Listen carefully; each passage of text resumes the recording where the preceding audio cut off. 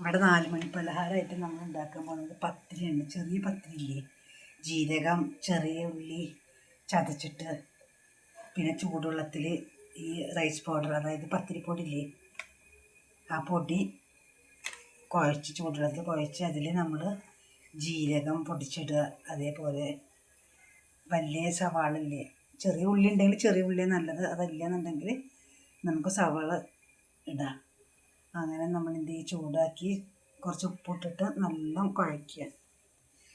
എന്നിട്ട് നമ്മൾ നമ്മുടെ കയ്യിൽ ചൂടാറിയിട്ട് കയ്യിൽ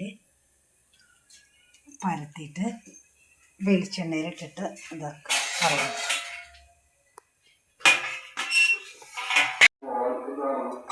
ഇതാ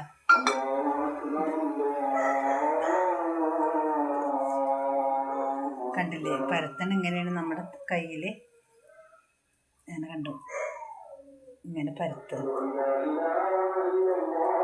അല്ല മറ്റേ പത്തിരിയുടെ അതുണ്ടെന്നുണ്ടെങ്കിൽ അതിലിട്ട് അമർത്തിയാലും കുഴപ്പമില്ല. അതില്ലാത്തവരാണെങ്കിൽ ഇങ്ങനെ ചെയ്താലും നല്ലതാണ്.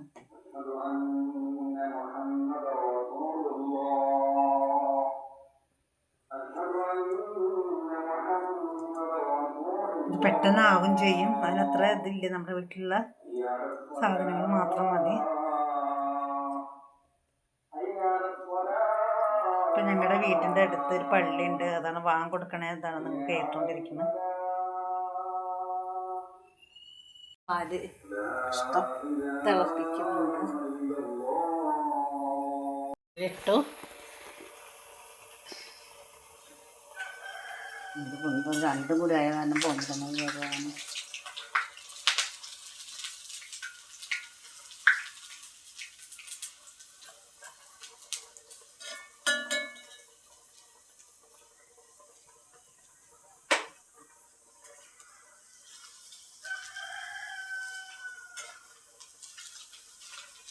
ഒരു ബ്രൗൺ കളറായി കഴിഞ്ഞാൽ വെന്ത് കഴിഞ്ഞാൽ നമുക്ക് ഇത് വാങ്ങാം.